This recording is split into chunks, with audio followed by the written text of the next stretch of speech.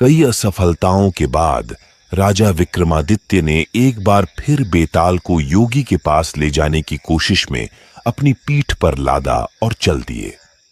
रास्ता काटने के लिए बेताल ने फिर से राजा को एक नई कहानी सुनानी शुरू की। बहुत पुरानी बात है, यशकेतु नाम के राजा पुण्यपुर नामक राज्य में राज्य करते थे। उनका सत्यमणि नाम का एक दीवान था। सत्यमणि बहुत ही समझदार और चतुर मंत्री था। वह राजा का सारा राजपाट संभालता था और विलासी राजा मंत्री पर सारा भार देकर भोग में रहा करता था। राजा के भोग विलासिता में होते अधिक खर्च की वजह से राजकोष का धन कम होने लगा। प्रजा भी राजा से नाराज रहने लगी।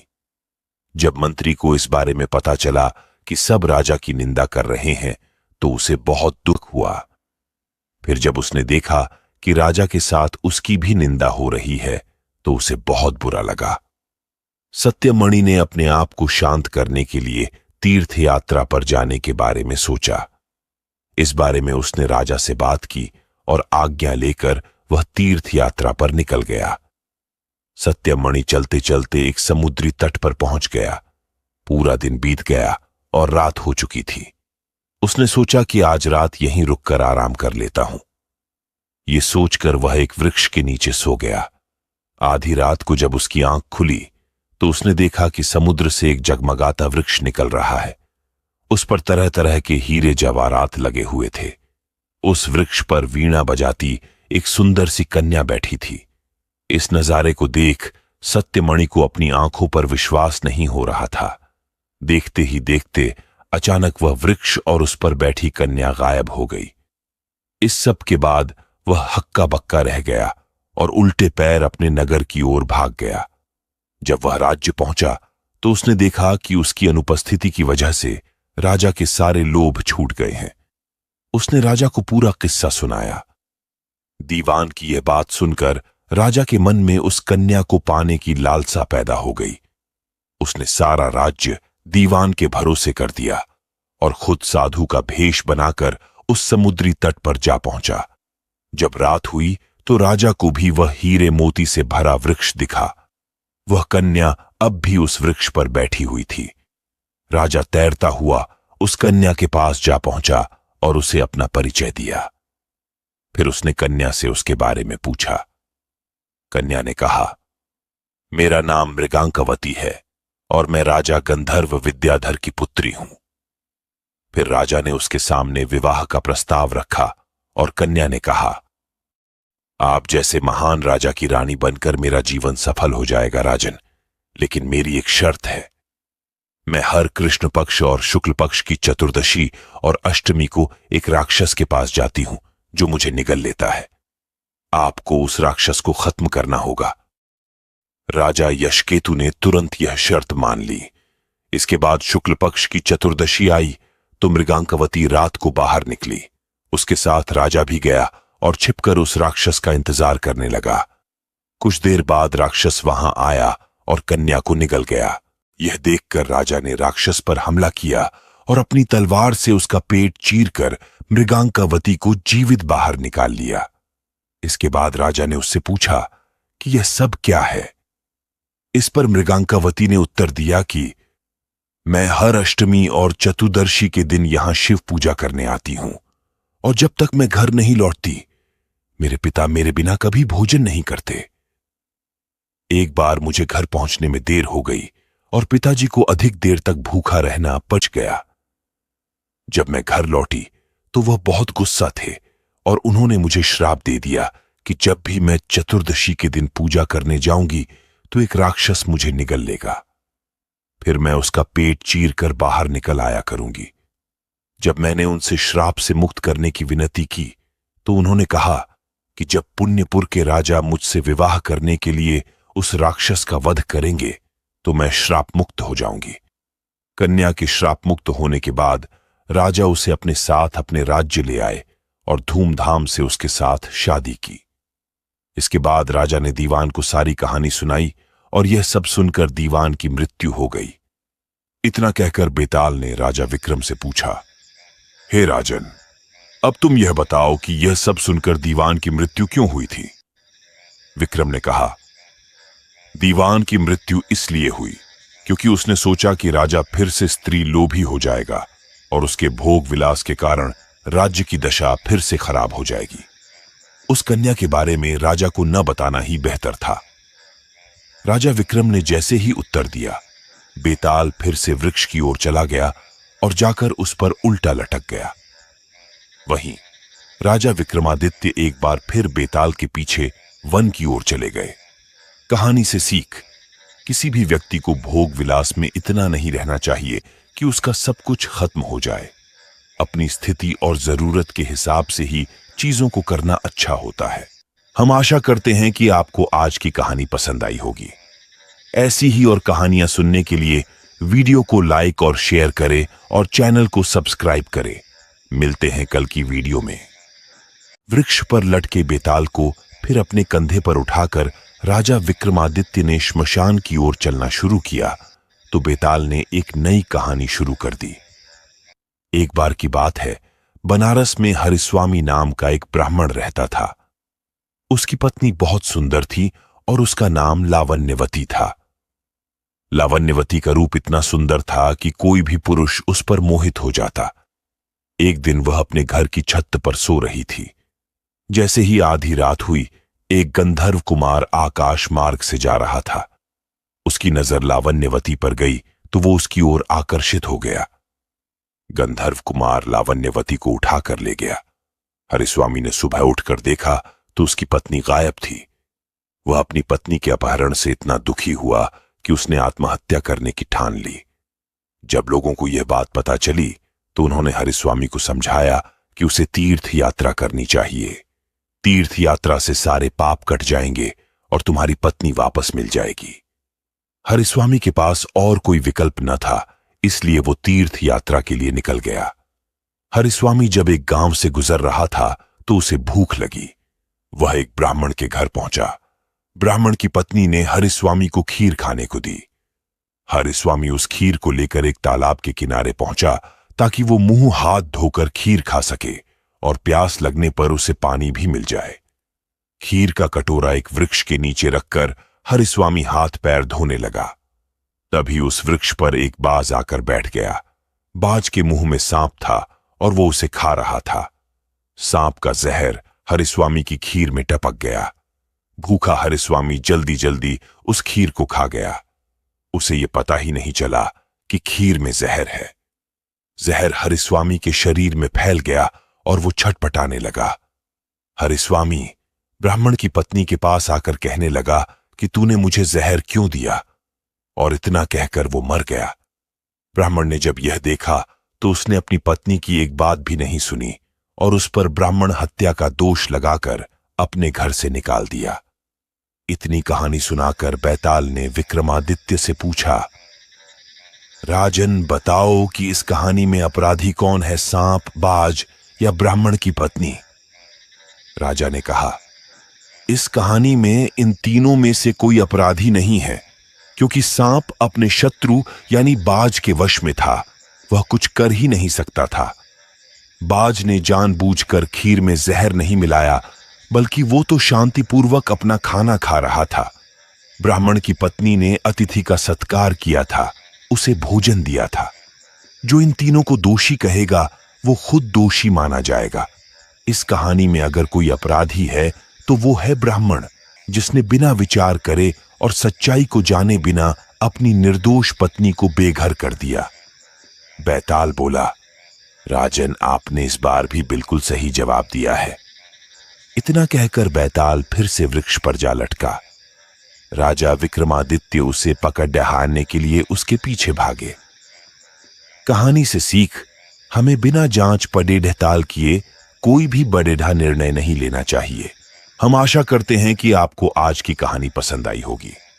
ऐसी ही और कहानियां सुनने के लिए वीडियो को लाइक और शेयर करें और चैनल को सब्सक्राइब करें। मिलते हैं कल की वीडियो में। एक बार फिर राजा विक्रमादित्य बेताल को वृक्ष से उतारकर कंधे पर लादकर योगी की ओर बढ़ने लगता है। इस दौरान बेताल फिर से राजा को एक नई कहानी सुनाता है और शर्त वही होती है, अगर राजा ने मुंह खोला तो वो चला जाएगा और जवाब पता होते हुए भी नहीं दिया तो राजा की गर्दन को अलग कर देगा। बेताल राजा को सुनाता है, बहुत साल पहले अयोध्या नगरी में वीरकेतु नाम का एक राजा राज करता था। उसी राज्य में एक साहूकार भी रहता था। धनी साहूकार का नाम था रत्नदत्त। उसकी एक ही सुंदर सी बेटी थी, रत्नावती। रत्नावती के लिए कई रिश्ते आए, लेकिन उसने किसी से भी शादी करने के लिए हां नहीं की। इस वजह से उसके पिता काफी परेशान थे। रत्नावती को सिर्फ सुंदर और धनवान नहीं, बल्कि बुद्धिमान और बलवान वर चाहिए था। दूसरी ओर नगर में चोरी शुरू होने लगी थी, जिस वजह से रत्नदत्त को हर समय यह भय सताता था कि कहीं उसके घर से चोर सारा धन न लेकर चला जाए। इसी बीच रत्नावती की मुलाकात उस चोर से हो जाती है। रत्नावती को लोगों के घरों से फल निकालकर खाने में बहुत आनंद आता था। वह चोर रत्नावती को आम चुराना सिखाता है। वह कन्या उससे बहुत प्रभावित होती है और रोज उससे मिलने लगती है। वक्त के साथ साथ उसे चोर से प्यार हो जाता है। इधर चोर रोज रत्नावती से मिलने के बाद चोरी करने के लिए निकल जाता था। उधर अयोध्या में बढ़ती चोरी से परेशान राजा ने सारे मंत्रियों और पहरेदारों पर क्रोध करते हुए कहा, नगर में रोज चोरियां हो रही हैं, लेकिन न तो कोई पहरेदार उसे गिरफ्तार कर पा रहा है और न ही कोई मंत्री उसे गिरफ्तार करने की योजना बना पा रहा है। इसके बाद राजा ने खुद चोर को दबोचने का फैसला लिया। चोर को गिरफ्तार करने के लिए राजा रोज रात को नगर में घूमने लगे। एक दिन राजा ने रात में किसी को घर में कूदते हुए देखा। राजा को शक हुआ तो वह भी उसके पीछे चले गए। जैसे ही राजा वहां पहुंचे तो चोर उन्हें देखकर कहने लगा, अरे, मुझे तो लगता था कि यहां मैं ही एक चोर हूं। तुम भी चोरी के इरादे से यहां आए हो। राजा कुछ भी नहीं कहते। इसके बाद चोर कहता है, तुम भी चोरी के इरादे से आए हो और मैं भी, तो तुम्हें मुझसे भयभीत होने की जरूरत नहीं है। तुम एक तरह से मेरे मित्र हो। इसके बाद चोर राजा वीरकेतु को अपने घर चलने का निमंत्रण देता है। चोर का आग्रह सुनकर राजा उसके साथ चले जाते हैं। चोर उन्हें अपनी गुफा में ले जाता है, जहां उसने सारा चोरी का धन छिपा रखा था। राजा वीरकेतु इतना सारा धन और गुफा में मौजूद सुख सुविधाओं को देखकर हैरान रह गए। कुछ देर बाद राजा ने चोर से पूछा, तुमने इतना सारा धन इकट्ठा कर रखा है, तुम्हें चोरी करते हुए भय नहीं लगता?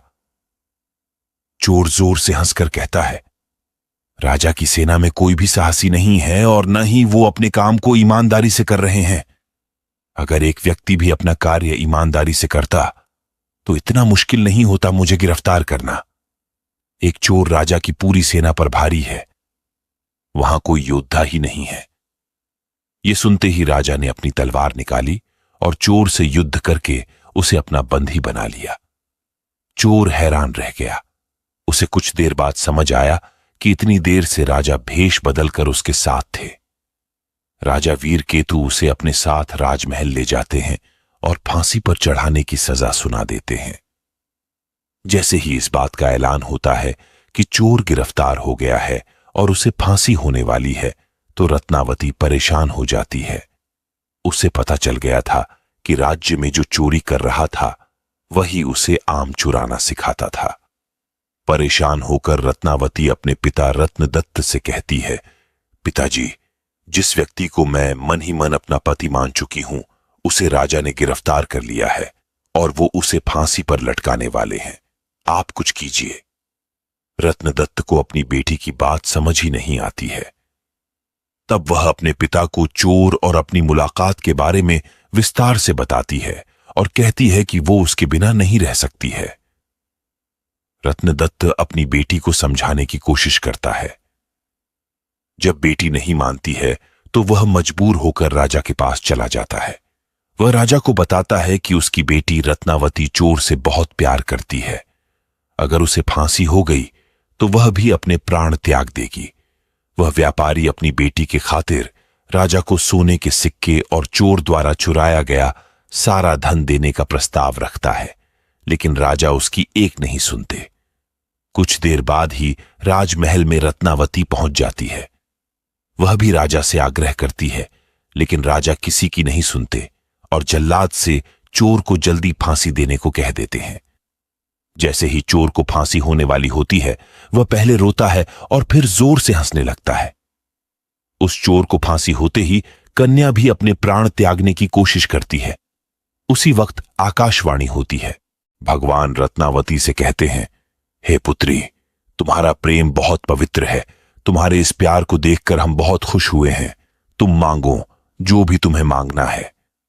यह सुनकर रत्नावती कहती है, मेरे पिता का कोई बेटा नहीं, आप उन्हें आशीर्वाद दें कि उनके 100 पुत्र हो जाएं। एक बार फिर आकाशवाणी होती है, ऐसा ही होगा, लेकिन तुम कुछ और भी वरदान मांग सकती हो। फिर रत्नावती कहती है, मैं उस चोर से बेहद प्यार करती हूं, अगर हो सके तो आप उन्हें जीवित कर दीजिए। रत्नावती के वरदान मांगते ही चोर फिर से जीवित हो जाता है। इधर यह सब देखकर राजा बहुत हैरान हो जाते हैं। उधर चोर जीवित होने के बाद एक बार फिर रोता है और फिर जोर जोर से हंसने लगता है। इसी दौरान राजा चोर को कहते हैं, अगर तुम सही रास्ते पर चलने का वचन देते हो तो मैं तुम्हें राज्य का सेनापति घोषित करने को तैयार हूं। चोर खुशी खुशी हां कर देता है। इतनी कहानी सुनाते ही बेताल चुप हो जाता है। फिर विक्रमादित्य से पूछता है, हे राजन, बताओ, वह चोर फांसी चढ़ते समय और जीवित होने के बाद क्यों पहले रोया और फिर हंसने लगा? राजा ने जवाब दिया, सुन बेताल, चोर को दुख इस बात का हुआ कि उसने जीवन में सिर्फ चोरी ही की, इसके बाद भी इतनी सुंदर कन्या उसके लिए मरने के लिए तैयार है। फिर हंसा इसलिए क्योंकि उसने सोचा, एक ऐसी कन्या जिससे राजकुमार भी शादी करना चाहते थे, उसे प्यार भी हुआ तो एक चोर से। दोबारा जिंदा होने के बाद वो नया जीवन मिलने पर रोया और खुश भगवान के खेल को देखकर हुआ। एक बार फिर सही जवाब मिलने के बाद बेताल वृक्ष से जा लटका। कहानी से सीख। पहली सीख यह मिलती है कि प्यार में बहुत ताकत होती है। दूसरी सीख यह है कि जीवन में सही व्यक्ति को चुनने से कई परेशानियों से बचा जा सकता है। हम आशा करते हैं कि आपको आज की कहानी पसंद आई होगी। ऐसी ही और कहानियां सुनने के लिए वीडियो को लाइक और शेयर करें और चैनल को सब्सक्राइब करें। मिलते हैं कल की वीडियो में। हर बार की तरह राजा विक्रमादित्य फिर से बेताल को वृक्ष से उतारते हैं और उसे योगी के पास ले जाने के लिए आगे बढ़ते हैं। इस बार भी बेताल एक नई कहानी राजा को सुनाता है। बेताल कहता है, वर्षों पहले नेपाल के शिवपुर नाम के एक नगर में यशकेतु राजा का राज हुआ करता था। वह बहुत साहसी और बलवान था। शादी के सालों बाद पत्नी चंद्रप्रभा से उसे एक बेटी शशिप्रभा हुई। समय के साथ साथ बेटी जवान हुई, जिसकी सुंदरता की चर्चा हर जगह थी। एक दिन राजा अपनी पत्नी और बेटी के साथ बसंत ऋतु उत्सव देखने के लिए गए।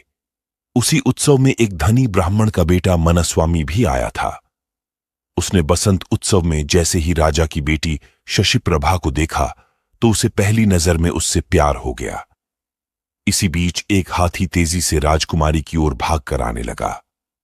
शशिप्रभा की रक्षा में तैनात सभी सैनिक मतवाले हाथी से भयभीत होकर भाग गए।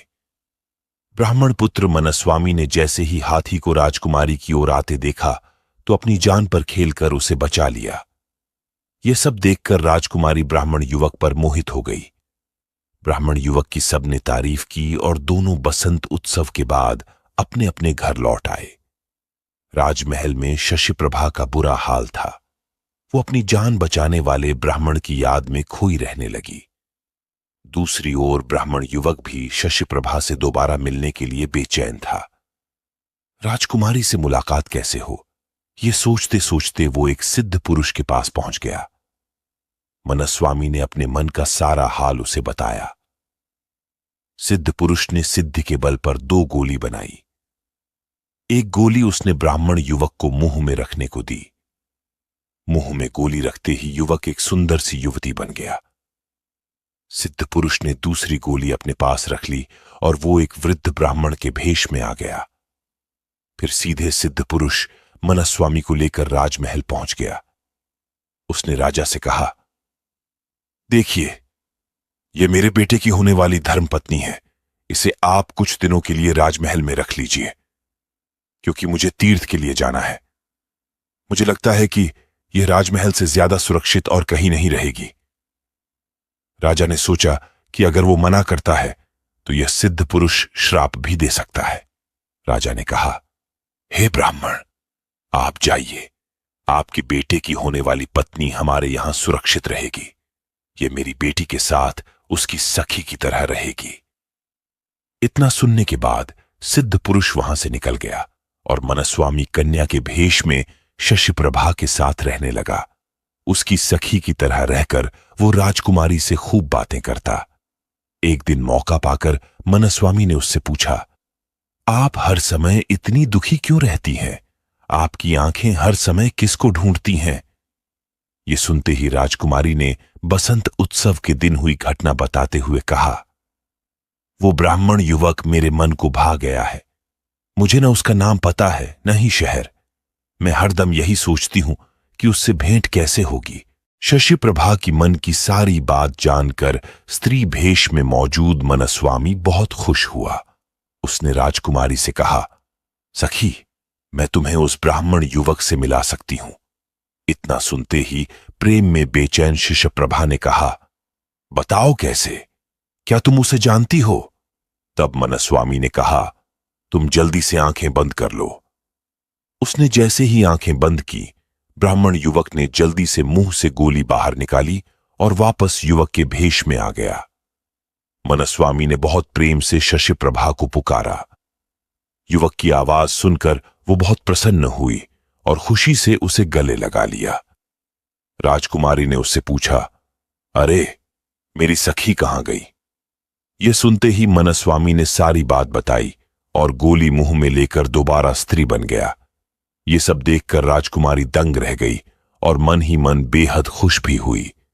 उसी समय दोनों ने एक दूसरे को मन से पति पत्नी मान लिया और इसी तरह राजभवन में साथ साथ रहने लगे। एक दिन राजा के मंत्री के बेटे की नजर मनस्वामी पर गई। ब्राह्मण युवक के स्त्री रूप को देखकर वो उसका दीवाना हो गया। कुछ दिनों बाद उसने उसको मन की बात बताई, लेकिन मनस्वामी ने मना कर दिया। उसने कहा, वो किसी और की है। इतना सुनते ही मंत्री का बेटा परेशान हो गया। उसने अपने पिता को सारी बात बताई। बेटे को दुखी देखकर मंत्री से सारी बात राजा से कही। मंत्री की बातें सुनकर राजा ने मंत्री के बेटे और स्त्री रूप धारण किए मनस्वामी के विवाह का फैसला ले लिया। राजा का यह फरमान सुनने के बाद मनस्वामी ने कहा, महाराज, आपको पता है मेरा विवाह किसी और से होने वाला है। ऐसा करना अधर्म होगा। फिर भी अगर आप मेरा विवाह करवाना चाहते हैं तो राजा का आदेश मानकर मैं यह विवाह कर लूंगी। राजा बहुत खुश हुआ और दोनों का विवाह करवा दिया। विवाह होते ही मनस्वामी ने मंत्री पुत्र से कहा, तुम्हारी जिद की वजह से मेरा विवाह तुम्हारे साथ हुआ है, वरना मैं किसी और से विवाह करने के लिए इस राज्य में आई थी। अब तुम्हें इस पाप को धोने के लिए तीर्थ के लिए जाना होगा। प्यार में पागल मंत्री पुत्र ऐसा ही करता है। एक दिन सिद्ध पुरुष दोबारा ब्राह्मण के भेष में राजमहल पहुंचता है। इस बार वो अपने साथ अपने एक दोस्त को जवान करके अपना बेटा बनाकर लाता है। ब्राह्मण राजा से पूछता है, मेरी बहू कहां है? मैं उसे अपने साथ लेकर जाना चाहता हूं और अपने बेटा का उससे विवाह करवाऊंगा। इतना सुनते ही राजा ने सारी कहानी उसे बता दी। सिद्ध पुरुष बहुत गुस्सा हुआ। राजा ने उसके श्राप से बचने के लिए कहा, देखो, अब जो हो गया उसे बदला नहीं जा सकता। हां, मैं अपनी बेटी से तुम्हारे बेटे का विवाह जरूर करवा सकता हूं। इतना सुनते ही सिद्ध पुरुष राजा की बात पर सहमत हो गया और राजा ने सिद्ध पुरुष के दोस्त, जो उसके बेटे के रूप में महल पहुंचा था, उससे अपनी बेटी शशिप्रभा का विवाह अग्नि को साक्षी मानकर करवा दिया। इसी बीच मनस्वामी वहां अपने असली भेष यानी पुरुष रूप में पहुंचता है और शशिप्रभा को अपनी पत्नी बताता है। इतना सुनते ही बेताल ने कहानी सुनाना बंद कर दिया। उसने कहा, राजन, अब तुम बताओ, शशिप्रभा किसकी पत्नी है? विक्रमादित्य ने कोई जवाब नहीं दिया। गुस्से में बेताल ने कहा, जवाब दोगे या तुम्हारी गर्दन अलग कर दूं? कुछ देर सोचकर विक्रमादित्य कहते हैं, शशिप्रभा उस युवक की पत्नी है जिससे उसने अग्नि को साक्षी मानकर शादी की थी। मनस्वामी घर में भेष बदल कर रह रहा था और चोरी से शशिप्रभा से मिलता था। यह जवाब सुनकर बेताल ने कहा, तुमने बिल्कुल सही जवाब दिया है। अब तुमने सही जवाब दे दिया है तो मैं फिर से चला राजन। ऐसा कहकर एक बार फिर बेताल दोबारा वृक्ष पर जाकर उल्टा लटक जाता है। कहानी से सीख, छल कपट से किया गया प्रयास असफलता का कारण बनता है। हम आशा करते हैं कि आपको आज की कहानी पसंद आई होगी। ऐसी ही और कहानियां सुनने के लिए वीडियो को लाइक और शेयर करें और चैनल को सब्सक्राइब करें। मिलते हैं कल की वीडियो में।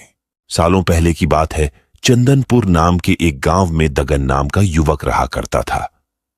वह बहुत ही आलसी और कामचोर था। दगन के आलस और दिन रात सोने की आदत से उसकी बूढ़ी मां परेशान रहती थी। किसी तरह वो दर्जी का काम करके अपना परिवार चलाती, लेकिन दगन पर इसका कोई असर नहीं होता। वो तो बस दिन रात सोता और सपने देखा करता था। लेकिन सबसे अनोखी बात यह थी कि जब भी वो कोई अनहोनी या बुरी घटना वाला सपना देखता तो कुछ घंटों बाद वह सपना सच हो जाया करता था। एक दिन रोज की तरह दगन सो रहा था। अचानक उसे सपना आया कि एक कन्या की शादी में लुटेरे आए और सारा सामान लूट कर ले गए। जैसे ही सुबह हुई, उस आलसी युवक को सपने में दिखी कन्या अपने घर में नजर आई। वो कन्या अपनी शादी का वस्त्र लेने दर्जी के पास आई थी। कन्या को देखते ही दगन उसे तुरंत अपने सपने के बारे में बताता है। कन्या परेशान होकर घर जाती है और घर वालों को सारी बात बताती है। सब लोग सपने की बात सुन तो लेते हैं, लेकिन उस पर विश्वास नहीं करते और कुछ ही घंटों बाद लुटेरे शादी का घर और बारातियों को लूट कर चले जाते हैं। इस घटना से गुस्सा होकर लोग दगन की पिटाई कर देते हैं और उस पर लुटेरों के साथ मिले होने का आरोप लगाते हैं। इसके बाद दगन को कुछ दिनों बाद एक और सपना आता है। इस बार दगन अपनी ही बगल की चौधराइन के नए मकान में आग लगने का सपना देखता है।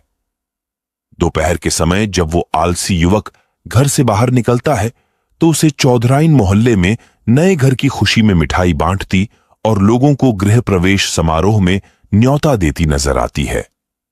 महिला को देखते ही उसके पास दगन भागा चला जाता है और उसे अपने सपने के बारे में सब कुछ बता देता है। महिला दगन पर नाराज होकर वहां से चली जाती है, लेकिन समारोह से पहले घर को आग से बचाने का पूरा बंदोबस्त कर लेती है। लेकिन फिर भी दगन का सपना सच हो जाता है और चौधराइन का घर जलकर राख हो जाता है। ऐसा सालों तक चलता जाता है। हर बार दगन बुरा सपना देखते ही लोगों को सतर्क करने के लिए पहुंच जाता, लेकिन आखिर में वह लोगों के गुस्से का शिकार हो जाता। इससे तंग आकर दगन गांव त्यागने का फैसला लेता है। वो गांव से दूर एक दूसरे राज्य में चला जाता है। यहां अपना पेट पालने के लिए दगन नौकरी ढूंढने लगता है। किस्मत से उसे एक राजा के यहां चौकीदार का काम मिल जाता है। दगन को नौकरी मिलने के कुछ दिनों बाद ही राजा को सोनपुर गांव निकलना होता है। सोनपुर जाने से एक दिन पहले की रात दगन को सपना आता है कि सोनपुर गांव में भयानक भूकंप आया और वहां कोई भी जिंदा नहीं बचा। जैसे ही सुबह राजा की सवारी सोनपुर की तरफ रवाना होने लगती है तो दगन फटाफट राजा के रथ के पास पहुंचकर उन्हें अपने सपने के बारे में बताता है और उन्हें सोनपुर जाने से रोक लेता है। अगले ही दिन राजा के पास समाचार पहुंचता है कि उस गांव में भूकंप आने के बाद कोई भी जिंदा नहीं बचा। पूरा गांव श्मशान में तब्दील हो गया। समाचार मिलते ही राजा चौकीदार को अपने दरबार में बुलवाते हैं। सोनपुर में आए भूकंप से बचाने के लिए वो दगन को कीमती जेवर देकर नौकरी से निकाल देते हैं। इतनी कहानी सुनाकर बेताल चुप हो जाता है। कुछ देर बाद वो राजा विक्रम से पूछता है, बताओ दगन को उपहार देने के बाद नौकरी से क्यों निकाल दिया गया? सवाल सुनते ही राजा विक्रमादित्य जवाब देते हैं कि उसे जेवर राजा की जान बचाने के लिए दिए गए और चौकीदारी करते समय सोने के लिए उसे नौकरी से निकाल दिया गया। अपने सवाल का जवाब मिलते ही बेताल दोबारा से घनघोर जंगल में जाकर किसी वृक्ष में बैठ जाता है और विक्रमादित्य दोबारा उसकी खोज में निकल जाते हैं। कहानी से सीख। इस कहानी से 2 सीख मिलती है। पहली, काम के प्रति लापरवाही नहीं बरतनी चाहिए, वरना परिणाम गंभीर हो सकते हैं। दूसरी, किसी का भला करने पर अगर बुराई या फटकार मिल रही हो तो भी भलाई करने का रास्ता नहीं त्यागना चाहिए, क्योंकि कभी न कभी अच्छे कर्म का फल जरूर मिलता है। हम आशा करते हैं कि आपको आज की कहानी पसंद आई होगी। ऐसी ही और कहानियां सुनने के लिए वीडियो को लाइक और शेयर करें और चैनल को सब्सक्राइब करें। मिलते हैं कल की वीडियो में।